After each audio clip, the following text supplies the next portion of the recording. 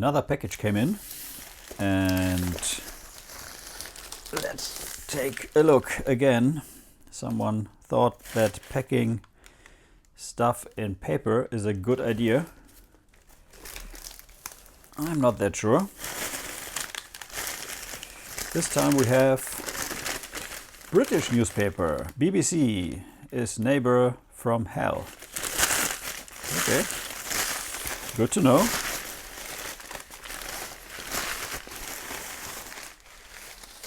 And again, I will throw away all the paper. And we have a cable here, and it's the same cable. You can see it's an RF cable. Let's see what's inside.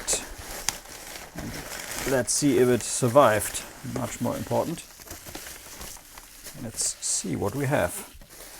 Ooh, it's an Atari 400. Hello. And it's empty. I've never seen an Atari 400 before. Let's take a closer look. It's small. Thought it was bigger. Yeah, that's what she said. I know. Keyboard is, wow, shitty as hell. Nice. Let's check it out. So we have the 4 controller ports. The case seems to be completely intact, which is awesome. It's just missing a foot here. We have nothing on this side. We have the power button here, plus an SIO port and a jack, which is called jack. Okay. We have something rattling inside, which is not a good sign. And we have a switch on the back, which I assume is for the RF channel. The rattling is not good. I hate rattling stuff in machines. So it really just has, it does have an SIO port. I didn't know it had an SIO port. Okay, so yeah, nothing inside here. It says UK for whatever reason. This stuff is already removed, which is good. Yeah, it looks to be in relatively good condition. The spring up here is a bit rusty. You can see that. That's not a problem. You can replace that. And there should be a power supply somewhere. Let me dig. Yeah, no power supply, which is shitty because I don't have a power supply.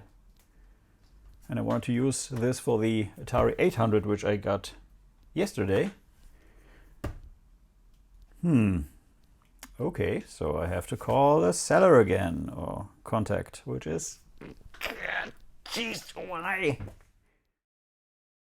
I have the 400 on the bench, and since it came without a power supply, I was thinking how to get one, because this needs a 9-volt AC power supply, which are not easy to obtain. It's just a standard transformer, which you have to connect yourself, and I didn't want to go through all the hassle. So I remembered that I had an Atari 810 disk drive, which also needs 9 volts, and it has a 3 amp AC adapter. And this gives out about 11 volts unloaded. So I tried it, and yeah, it gives these 11 volts. And let's plug this in.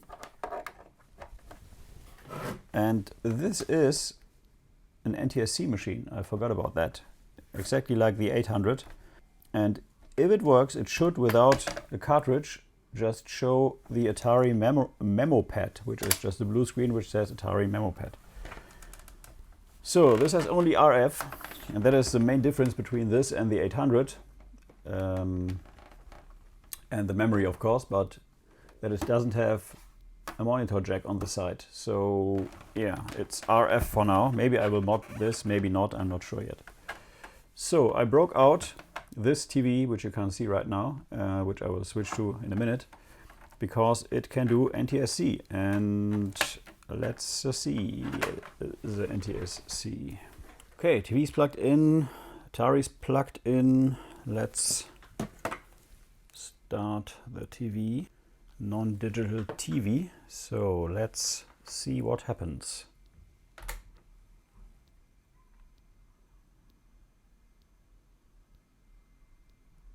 Okay,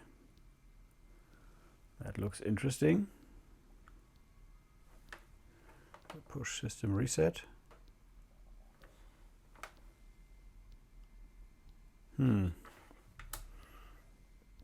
So it's getting something,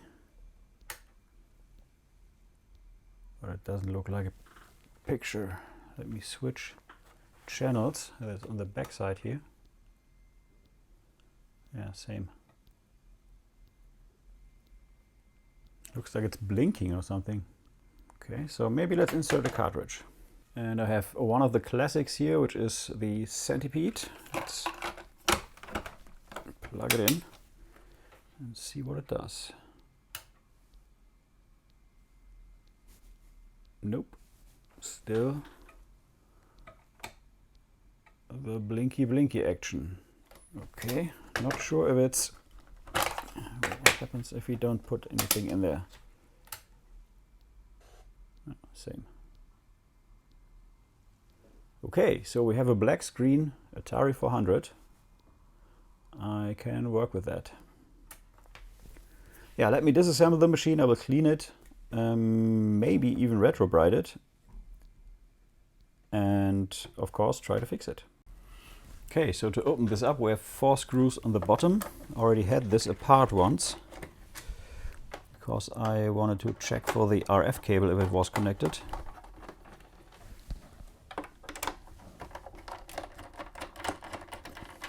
And on the Atari you take off the bottom, and on the 400 you take off the top. And I replaced one of these feet here because one was missing.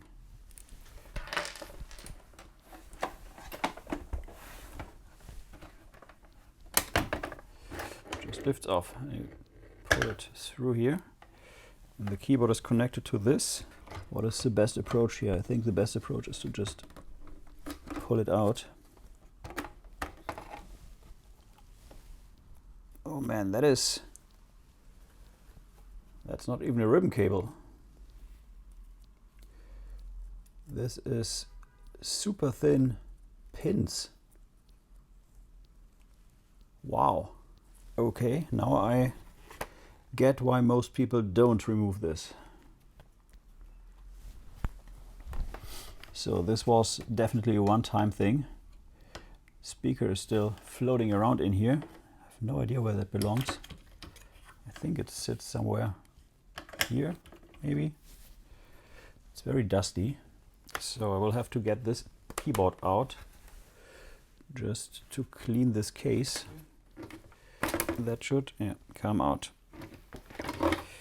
Let's see if I can find that pin. Yeah, I can. I have it. So that pin broke off. And I can super glue that back into place. And there's the keyboard, which is dusty, but that can be fixed with just some wet wipes. And that might be the easiest keyboard cleaning I ever attempted.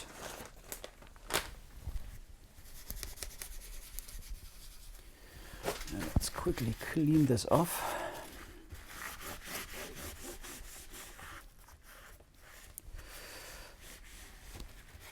And that does look like new. Nice. Okay, let's put that to the side for now.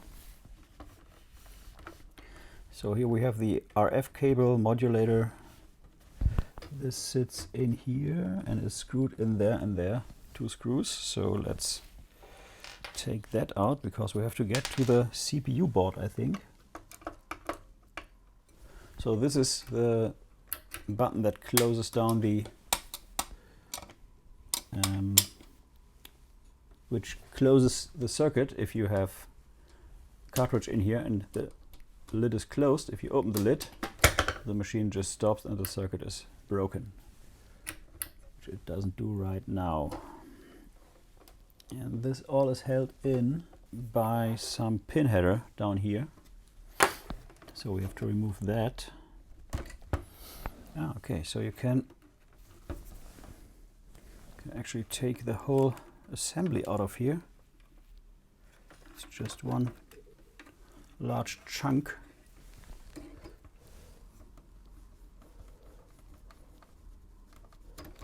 Okay, better. Like that, and then we have the machine separated from the case. Nice. So I can clean the case now, which is good. And now I can show you the connection here, which is over this pin header here. I'm not sure how this is actually plugged in. Okay, so these pins are indeed up here. Wow, that is really built like a tank.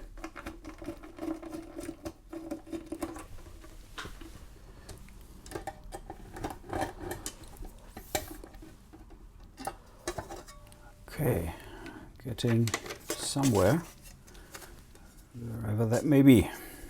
Got that disconnected. Wow. Okay, that is a power supply piece here. And now we should be able to lift this hole off. Yep. And there's the 400 in all its glory. And we have, two boards put in here. Here's some of the logic, and here's some of the logic. So since I have a spare 800XL, which is not working right now, I can use components from this to test inside this. It's a few days later, and as you can see, I put the Atari 400 back together and I cleaned it very thoroughly. You can see it's all nice and shiny. I didn't retro bright it. You can see this is still a different color than this year. But all in all, this came out very nice. Still doesn't work. Haven't repaired it yet. That will be a different video. So I will end this video here, and I will do a lot more classic Atari stuff. I will compare the 400 to the 800 to the 800XL to the 65XE, which is basically the same machine and just reshaped and recased, so to say, just like the C64 and the C64-2 or C. Yeah, I just wanted to show you that this machine looks nice now, and I like it. As I said, it still doesn't work. I tried swapping out the CPU from a different machine. That is not the fault, so this has a more interesting fault. I assume it has to do with a PIA chip, which is pretty much like the PLA on the C64, which is also a chip that fails. These chips are relatively hard to obtain for a reasonable price, but I have an Atari 800XL spare, which I can take parts from and swap in and out. So there will be a repair video about this if it's interesting enough.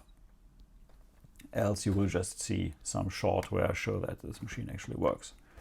Yeah, so with the Atari 400 Mini, or the 400 Mini, I guess it's called, on the doorstep, this is how an original Atari 400 looks like.